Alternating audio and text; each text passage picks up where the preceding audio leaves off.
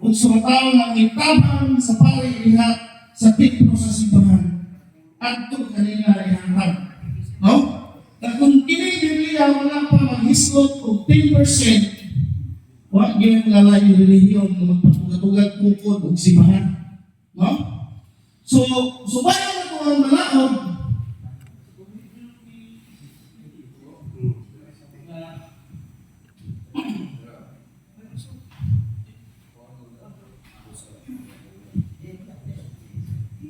Diya sa Hebreo City, kinahanglan maghatag ng tagusan sumala sa iyang gusto ug dili magsubok o maghuna-huna nga gipukus siya kaya ang Dios nahigugman nga sa malipayon naghatag ug ang Dios makahimong pagbuko sa tanang grasya nangha ninyo aron hatagan o katagbawan ang tanan ninyong panginahanglan ug makahatag kamo nga madagayaon alang sa tanan sa buhay buhat.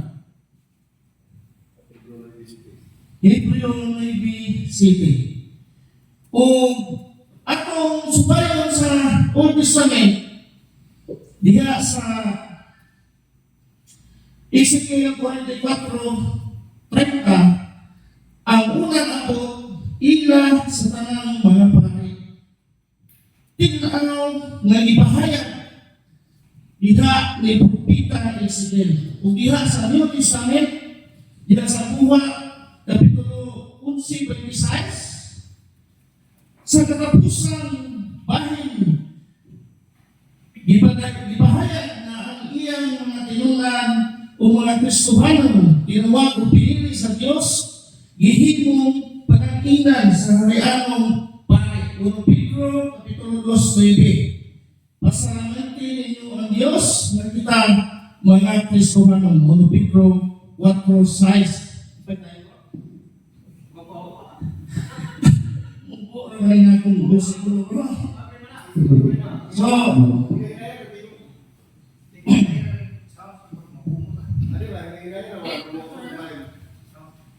sa lain surat, alita sa New Testament ni San Pablo, Kumbate mga bet.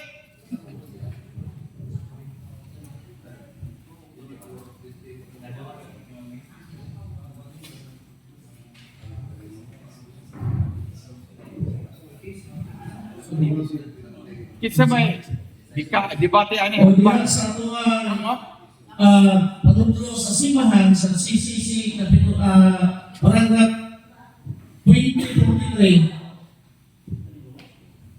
Ang ikalimang na suko sa simbahan, suportahin ang simbahan sa iyang mga material na panginahanglanon, sumala sa inyong kapasidad, naghatag o obligasyon sa mga Katoliko na mutabang sa simbahan. Wala yung specific na ingon na 10% o ikapulo. Pero ang prinsipyo ang parihas. Suportahan ang simbahan o ang mga ministro na ini sumala sa matang usap ng kapasidad. So, kung atong pamalanungan, huwag yung tayo mabasa niya na ang titles, ihatagan o katungod na ang galing mga lahing pinuuhan ng mga likta. Litra per litra, kaya mga itong ilang pasihan na may pabasa, litra per litra, dili puuhan. Pero kailangan may pabasa sa pari-ihatan. So, atong manaon na hindi malaking relihiyon, mamalas na yung rin nagkawatan din no? Kaya, kung sa may tawag sa mga lain relihiyon o sa mga tao na wala subuan, kunya mamulitan, di ba? Dili ko na pakain mo, tawag ko na mga nagtanong. So, ang otorite, anakan yun sa simbahan Katoliko.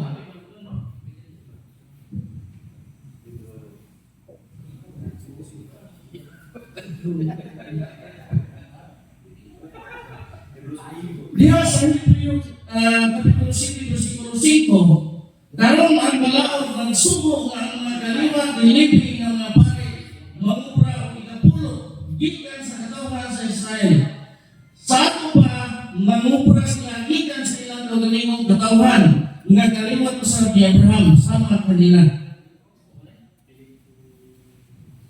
Anak si Robert, kung ano may galugan.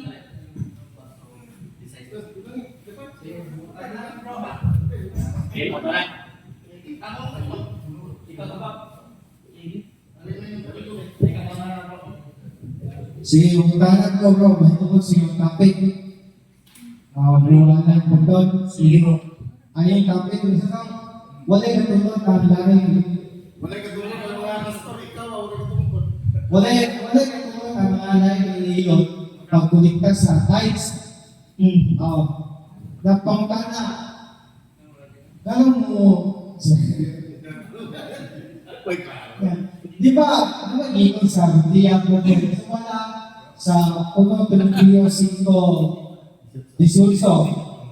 ang magmuo kinahanan sulat kami guys ang nananalag kami sa Ginoo nagwajin kami sa mga balita episode na pinusay mga pastor nagwajin sa mga balita dami katulog sa magdapat ng suhon ayun ba sa yung argumento sa mga tala na bro, boleh ketumag namin, ketumag kay sumala sa balang kasulatan ang magmuo, kinahalan sulat. Pumunta nga sa pangalan. Pangutana, sayop baning-lingon sa balang kasulatan na magmuo, kailangan sulat. Dili yun na sa'yo bro. Pero ang atong, bro, pagkita sa, arit ka sa malaon mo subay sa 10% kung kinsay mo, ay ka mo magkatagaan sa 10%. So, kung ano na yung ngayon, ano na 10%? Sana pwede ka. Lalo na pwede ka.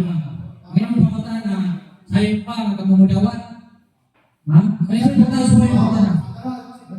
Hindi, gusto sa pagkota na kaya pagkiguban. Ang magmuo, kinahalan sulat.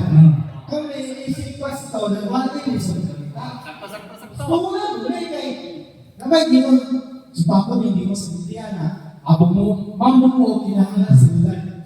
Kinahalan sulat. But, sayang pa. Di ka na sayop ang suwat sa parang kasulatan. Yes. Yes.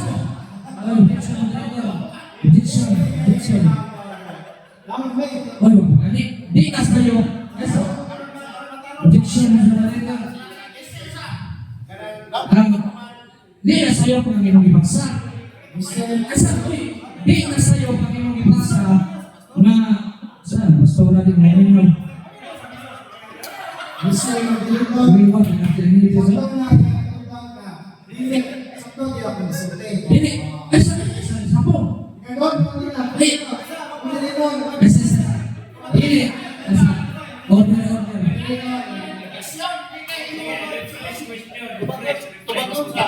Dili sayop ng iyong ibasa, pero sayop ng iyong passport. Kaya kung imo ng santo nila, mo na ingon na ihatag sa pastor na 10%, ang ifuta niya, suhon. Kaya kung balik ka sa Old Testament, diya sa Hebrewanon, ang mudawat sa 10%, mga pare na Lebitano. Di mga pare sa Lebitano ni Levi. Pastor mo na, sumabay ka naman mudawat sa 10%. Next question. next, na. Kumaya sa iyong dito na, ako, pastor, tamo, dili mo pastor. Kasi ako, kaya ang imo sa Malakias 2:7, gigamit natin yung kawalan? Unsa wala? Ako ko ba, di ba niya, ang pare, may munggawa sa suwod. Sa rights, kakain sa inyo na pino, pangbuta na. Kalabang ginyo na na. Unsa wala? Pare, kulikon, kita. Mo lagi, kung inon ko lang dili na pare sa Katoliko, basta mo ka nga pastor na. Ang dati, Dili ba, bakit mo pangutana? Ano pangutana? ang piling siya kaya ako, ang dati palod na disco ko, wala yung kumag ang dili, wala kumag ang mga dili, lain nila yung pagligtas sa alat. Pero sa Malakias 3:3, dili mo na parang dito, bibitaw na. Sa ito ba, pwede na di ay pagligta sa 10% kay pare, di ba na katulik. So, therefore, pwede na Dito ba? Mo lang na, ano ba na? Kung inon na di ka nga dili ni pare Katoliko, mas sabot ka na pastor na. nawa ang authority na bunawa sa 10%. Kaya kung ikaw ibalik ko na ibrahanon, ang mga paring Pilipina na ang bunawa sa 10%. Huwag ka kay pastor na mabasa na 10% bunawa. Huwag yun. Objection dito, wala ito ang pumunta na. Okay, Katolik, kandigan nila. Okay, punta na. O yan, hindi kasi okay na sila mga kung mga tupag mo kasi po. Okay, objection letter. Okay, sa unang point to, Noy 3C. Ewan din rin nga, ang kung ang inatan sa templo, at yung tangkuha sa templo. So, ang simbahan, ano may magayon sa mga membro? Ano may magayon sa Katoliko? Kaya mo na kasi kung sa oras niya sa Rizal, so, na ang mo ako, kailangan sumutan. Naghapon ni, basa na sa episode 1 na mga pastor, pastor no, nasa pastor. Kaya mo may mabasa mo yung episode, mga nasa, o may lang mga pare. Kaya nasa 3 G's niya, di pa na pare Katoliko. So, ang pupunta na, sayo pa na mga buhat ni sa kamutong sa Ginoo na subulan sa mga Diyos. Sayop yun. Asawa Sayop ka kaya naman. Kaya diya sa yung ibasa nga suwal sa bumuha, may mabasa nila nga ang tawag. Asa sa dito huwag yung mabasa nila nga ang mudawat sa 10%. Diya sa yung ibasa nga huwag yung mabasa nila nga mudawat sa 10% ang pastor. Pero kung imo balik sa Old Testament, ang mudawat sa 10% ang mga parang ibitan. Wala nga huwag yung may katungod na mudawat. Okay, pumunta na. Nagkaroon kayo ingon na ipesa na po. Pala. Ingon ka, okay, abot. Tanong mo na isa 4, siguro 11. Ang mga dastan niya, ang uban niya, mga apostoles. Ang uban na mga propita, uban, pigsan niya sa mayong balita. O ang uban, mga pastor, mga tutod. So, kami yung mga pastor ni. So, kami ang tinutod. So, kami ang tinutod. Ayan pero yung sakto ang isod niya sa diya sa episo. Pero di ka mga pastor. Ayan pero yung pastor na pastor niya, pastor ang nabilang kayo. Isa sa di siya pinabilang daw. Ang ipasabot nila sa episo 4:11 mga gasa. Kung ito na diya sa atong simbahan ng pare, gitawag ko sa mga pastor. Magbalantay sa mga katawan sa Diyos. Kaya si San Pablo nag-angkon na siya sa pare. Huwag niyo kayo mabasa na nag-angkon ang mga apostoles ng mga pastor sa level ng Bagay. Bakit tulong makumunta na Okay, hindi siya nalagay. Pumunta na, wait.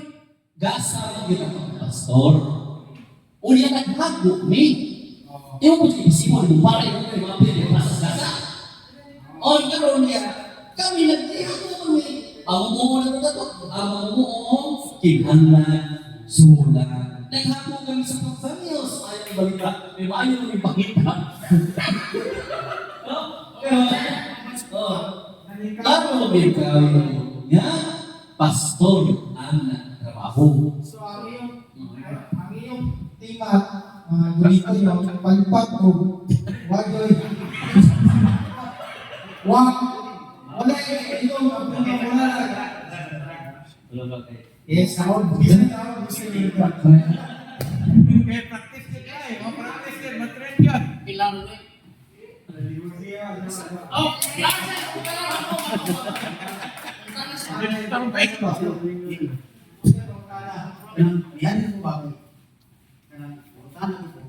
Ay, kani. If kung tinuod nga nasa kasulatan nga ang tanang iwan bawal nga magkulit o taping ang mga kasulatan ilan ang supak niya? Di ba ang kasulatan bawal ang mga pagtuo nga magkulit o taping? Kung tinuod mo dali nga kasulatan, buot masabot ang mga pagtuo ilan gisupak ang mga kasulatan? Di mo na. Ang sarap, dito na sa Bisante. Naamang ibog itima nga tinuod mo ka nga ang lain ko lain gawa sa Katoliko bawal mo kulita o typing sa otong pagnagon ilang gisupak ang mga kasulatan but pasabot kung gikan na sa Ginoo nga kasulatan wa manipay ang Ginoo nga nagtanaw ang mga tuwa ng mga kulita o typing nga dili sila Katoliko Ang pagkana, ako nutubag isip Bisante. Kung nasupak sa dapat means dito naman dito. Ako is nasa biskan. Mas na. Brad, kailangan sa kasulatan. Bawal yung anong typing, Brad. Kailangan sa kasulatan. Ako kaya Sa inutanay, baka na, mali ito. Itay ka naman, kita ang mabuhay. Nabalas sa typing.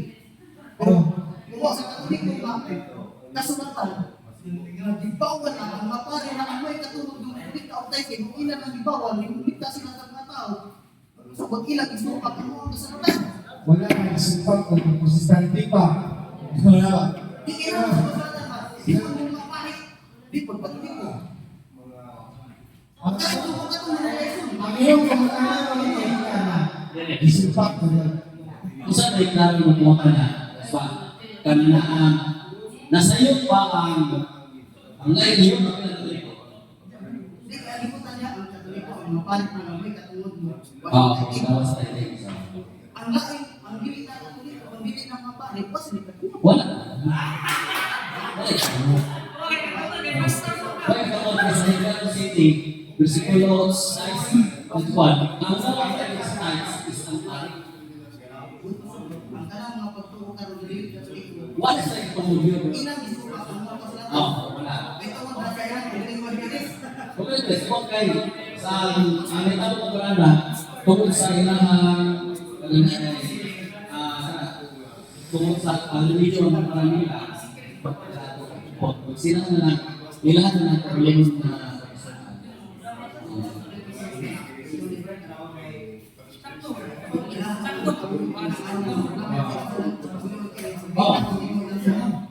Nakukuha ninyo, pasabot ako ninyo. Ipasabot ako ninyo na ang tithes nyo, wala nyo kayo masakta na. O, paminaw sa ako sa tithes. Okay, paminaw sa. Ang offerings ng panahon sa pagsimba, amo nang gihatag nganto sa simbahan ang offerings. Kada simbahan ng nagaligo, hatag nila offerings sa among pastor. Pero kanang mga tithes, dili na ang ihatag directly sa kanang dili mandatory na ang ihatag ang tithes adto si pastor o sa simbahan. Kami magbuot isa sa tagaan sa mga tithes. For example, nag-tithes, kung saan po nag-get akong 10,000, kaya akong 1,000. Pwede na po ihatag ang pastor, pwede na po ibalik ko gamit para sa simbahan. Ako'y magbuot. Kung ano nagtagpon mo sila dinoon about tithes sa born again. Ha? So, natin 1,000, akong ihatag, di ko na ang pastor siya, kung itong nagpastor ko padaan. Kunya, basahan ito kasulatan, Brad, kay mo may nakatakaan ito. O, nagkaito kay, ang nagagawin na hilang sa ulan. Yan na mo mo rin kasulatan. So, bakit? May pastor, patron si Kasi. Barong ka sa mga libro, kung barong ka sa mga libro, isupak doon nila.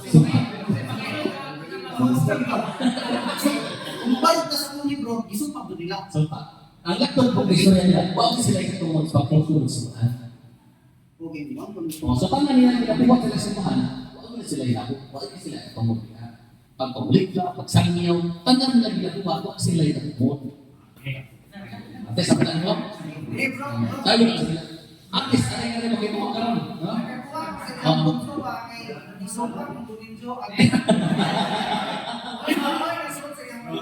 Dalapan ba? Ito ito, may kalaman na activate ka naman. Bukan kay mag-meeting sa labas.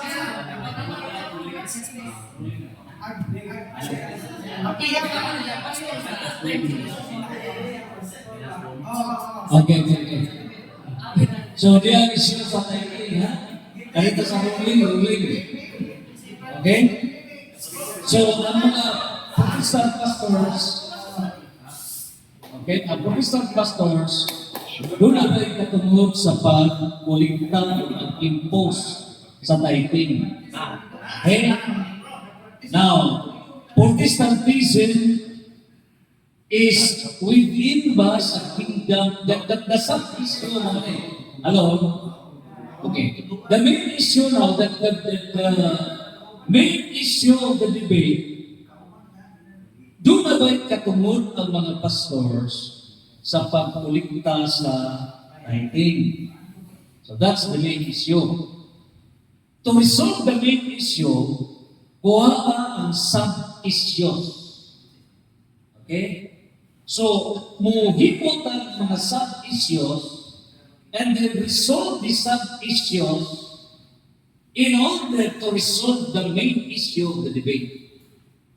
So, unsa may usa sa mga main na sub-issues. Number one, ang Protestantism within ba sa gingharian sa Diyos or outside of the kingdom of God? So, in the Catholic Church, mo prove nga kining Protestantism is outside of the kingdom of God. Okay. So, asa man ang ipadayag nini, no? So, mo na ipunang i-prove outside of the kingdom of God. So, 1 Corinthians, 1 chapter 2, verse 18 to 29. So they revolted against the kingdom of God. So may pahawa sila. Okay. Karon, the sub-issue number 2, na-resolve na, no? May pahawa sila sa gingharian sa Diyos. May revolt. Okay. Sub-issue number 2, kini karon nga tithing, gi-practice ba kini sa Old Testament? Admitted issue o dili admitted issue? Kining tithing, gi-practice ba din sa Old Testament? So, ang Catholic Church mo admit na kini, it was practiced in the Old Testament. Sa issue number 3, kinsa man ang dunay authority sa pagdawat ni ining tithing. Kinsa ba ang dunay katungod? So, ang hinata magtigi? Kinsa ba? Who? So, admitted nga na tithing. But take note, Old Testament. Diba na? Old Testament. Clear na, klaro. So, pero, kinsa ba dunay authority? So, we will now discuss who. In the book of Hebrews chapter 7, verse 4 to 10, Psalm 110, verse 4, Hebrews chapter 7, verse 17, Hebrews chapter 8, verse 2, ang adunay katungod, only those within the kingdom of God, not those outside of the kingdom of God. Question, in the Old Testament, in other words, ang tithing was only applicable to the legitimate church. And through the press in line of living, Hebrews chapter 7, verse 4 to 10. In line of living. So, mauto ang linya sa legitimate church that was practiced in the Old Testament. Question, sub-question, sub-issue number 4, number 5. Number 5, okay. Ang mga Protestant pastors, authorized pa sila. So, i-prove ni that the Protestant pastors are unauthorized to impose tithing since they belong outside of the kingdom of God. And they revolted against it. 1 John chapter 2, verse 18 to 29. Daniel 2:44, Mateo 16, 18 to 19. So, giprove ang unang round na they are outside of the kingdom of God. Karon, ari ka mag-ego sa panahon as to time. Kaya sa Old Testament, gidawat man. But the question now, the sub-issue number 6, is tithing applicable during Christ? So sa Old Testament, yes, dunay tithing, but only to the legitimate church. In the New Testament, ang tithing applicable pa ba? So, niya. The tithing system was applicable only in the Old Testament and was reversed in the New Testament by the immeasurable law of love in the Christ-founded church.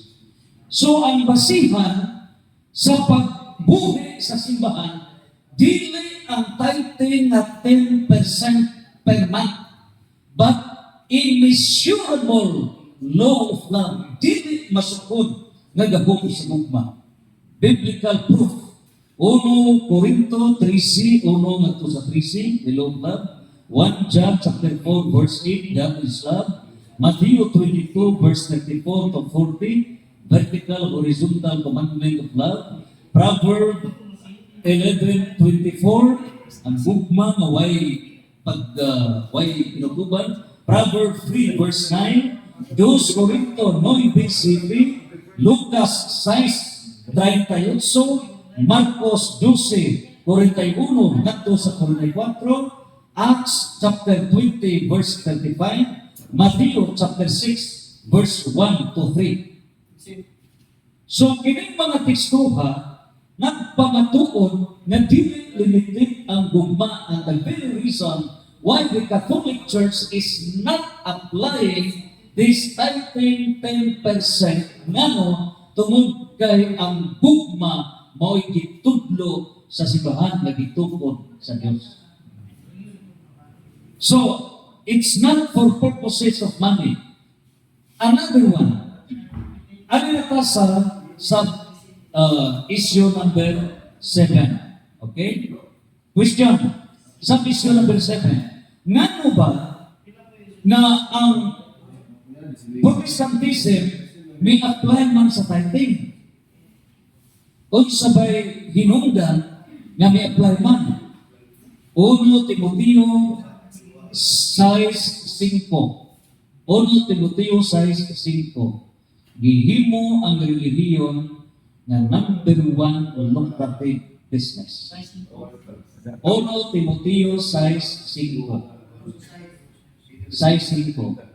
Gihimo ang relihiyon nga number 1 lucrative business, makapadyato ang relihiyon.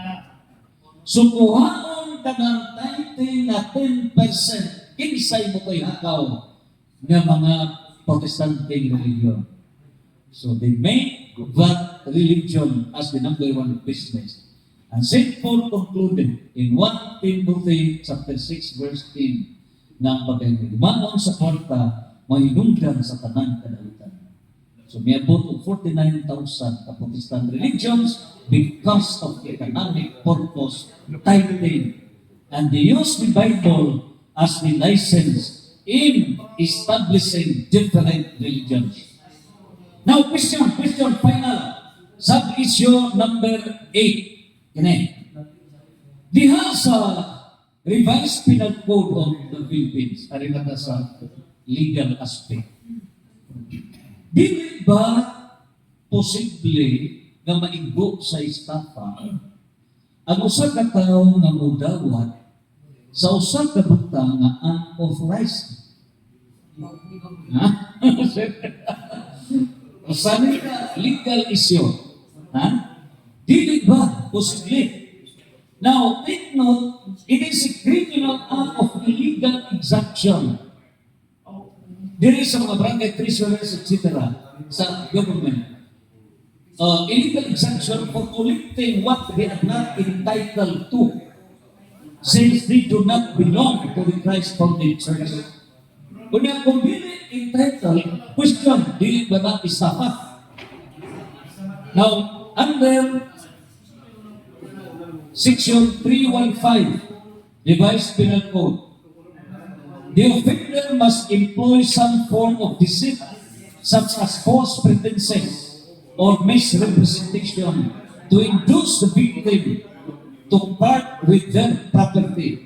This can include using fictitious name, pretending to possess certain qualifications, or making false promises. So, ang issue ini, last issue, sub-issue, wag ka nag-go sa pa, nga may angkol, nga dunay, authority, ang mga pastors, But when proven a right authority, they claim, they pretend to have that authority subject sa revised penal code. So, mo na yung last sub-issue. Basta na magpaparehisto mo kasi ito mo, hindi na ka mapwede na to. Ha? Hindi mo ka kailangan na hindi mo ka kailangan sa price, sinangkot ng Philippines. Basta kayo mahatag, tulong sa gobyerno, So, the only defense sa Protestantism nga dili mandatory. Voluntary. Pero maybe tanan, we have to resolve that this tithing was applicable in the Old Testament but not in the New Testament. Ang gipaagi karon is ugma. And in the Old Testament, ang authorized ang mga pastors. So, to what violations? Number one, the pastors are not the authorized personnel to receive. Ikadua, wala na itugot ang tithing in the New Testament, but it is by law. Ato di pa-confirm o gihatag ang final ni Sir Andrel Kubitan for more biblical reasons. Oh,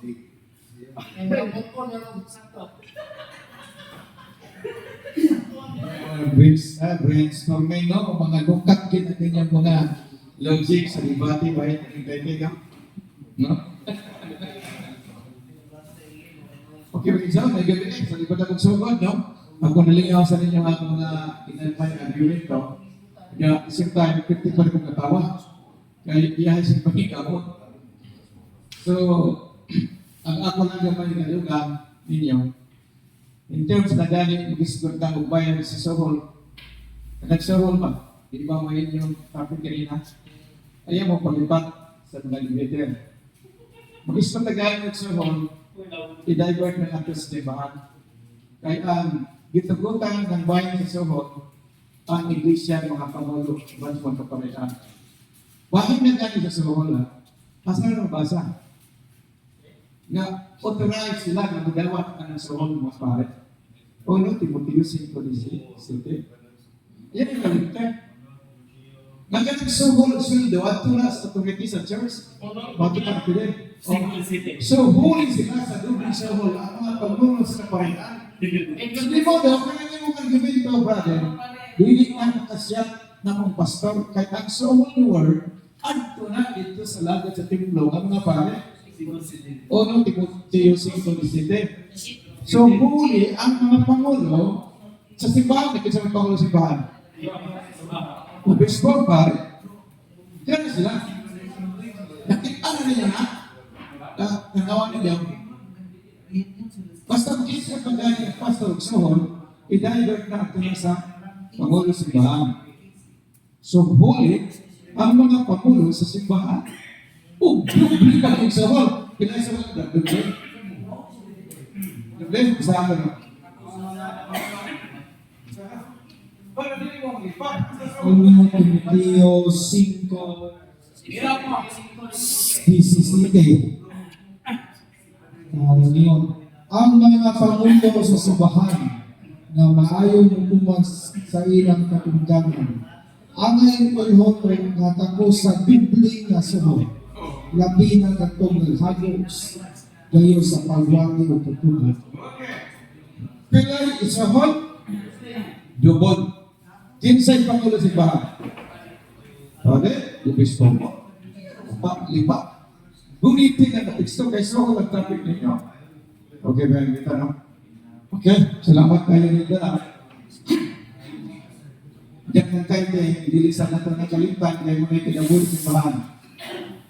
If wag ang guys, takilid ng simbahan. Kaya po ba yun itong ganong mga lagtaka na visa, pero why po, boss?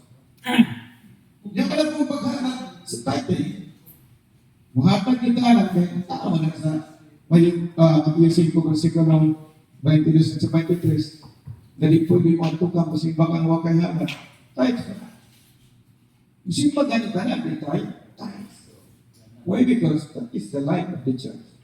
Kung wala ka, masama yung tumitan. Okay, masal, sabot na pwede. Okay. Daghang salamat sa tanan natong mga magkaitan ng mga bibigyan, no? Congratulations.